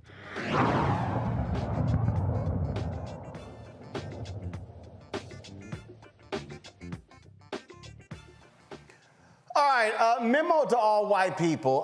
Do me a favor. Don't spit on no black woman or hashtag Team Whip That Ass is going to show up. Watch this. I had to beat a Karen ass because she spit on me and told me I don't belong here. And it's my birthday today. Happy birthday to me. I'm not allowed to eat here. Don't. I'm checking out. I'm gonna slap her ass. Yeah, I'm get out of here. Ma'am. I don't care. You can't put her out of here. Come on. Okay. I'm sorry. Bitch. What's wrong with you, girl? Sorry. No, fuck you. Spit on me again, bitch. Stupid asshole. Okay, I'm sorry. My ass out of here, fine. Fucking. I don't normally like to show fight videos on the show because I'm not one to promote violence. But run that back. I had to beat a Karen ass cause she spit on me and told me I don't belong here. And it's my birthday today. Happy birthday to me. I'm not allowed to eat here. Don't. I'm checking out. I'm gonna slap her ass. Yeah, I'm get out of here. Ma'am. I don't care. You can't put her out of here. What? Oh, bitch! I'm sorry. Bitch! What's wrong with you, girl? No, fuck you. Spit on me again, bitch. Stupid asshole. Okay, I'm sorry. My ass out of here, fucking. So I think it was about 9 seconds between I don't care and I'm sorry. Michael, again, hey, you can't say I don't care if you don't care what's about to happen to your ass when you spit on his sister. Roland, so I watched this earlier today preparing for today's show. Okay, so a few things here. Let me unpack this. First of all, this white woman thought that white supremacy was her superpower. That's what it was. She thought white supremacy was a force field around her, and she thought nothing could touch her. She was untouchable. And this is a public service announcement to some white people. Not all white people think like this, but the ones that do. If you're gonna talk smack to black people, you need to be able to know how to fight. See, this is somebody that didn't know how to fight and she got her ass whooped. That's what happened. No, Mike, no. This sister got skills. Whooped her ass while still holding the phone. And she was narrating what was happening too. She whooped her. She was still holding the phone and narrating. She gave us in the midst of ass whooping commentary.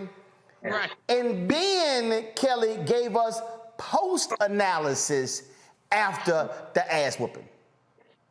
I mean, I hope she had the best birthday of her life after that. I hope all her dreams came true. She made a wish. I hope it was granted tenfold, because what you're not going to do is spit on me or assault me in any way, much less on my birthday. And forgive my French, but if you fuck around, you're going to find out. And you don't have to do a whole lot of fucking around in order to find out. It can be exponential. It's not a proportionate equation. And this particular woman just did one thing and got her ass beat. Like, I'm here for it. What's her Cash App? Matt? Dear Greg Abbott, my client needs to be pardoned because she got assaulted by a white lady spitting on her. That's all I'm going to say. Look, that part. I mean, right? This is, I don't know if it's truly self-defense every day of the week, but she got what she was looking for. And you notice that she jumped to the most vitriolic thing you can do, which is spit on somebody. Not just putting your hands on somebody, demeaning them, right? By you're not acquiescing to what I want, so I'm going to spit on you. And then she got whomped. And that's what should have happened. So I'm glad this sister defended herself, although I wouldn't necessarily say you should disseminate yourself whipping somebody's tail. I don't know that that's always the best course of action. You know, it's so satisfying to watch. I mean, you know, I know it's Friday. It's so satisfying. I mean, it's Friday. We run that back.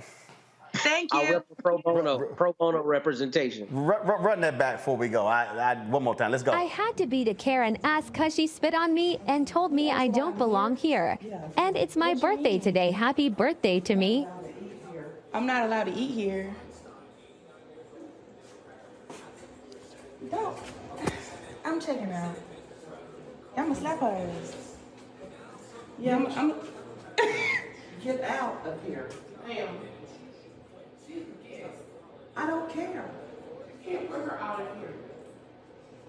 What? Oh, bitch! I'm sorry. Bitch! Fuck wrong with you, girl?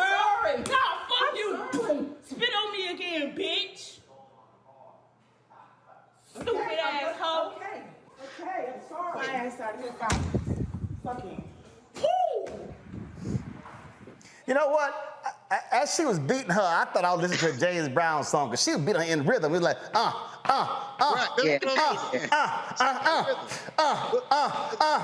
I'm just saying. The white woman, it appeared like she didn't have shoes on. She beat her ass in rhythm. No, she had like on. She whooped her ass in rhythm. Little socks? Make it funky now. Make it funky now. All right, we got to go. Matt Kelly, I appreciate it. Tomorrow's Jackie Robinson Day, Major League Baseball. That's why I'm repping the Dodgers 42. I only wear non-Astros gear on today. Shout out to the great Jackie Robinson. I will see y'all Monday right here on Roland Martin Unfiltered.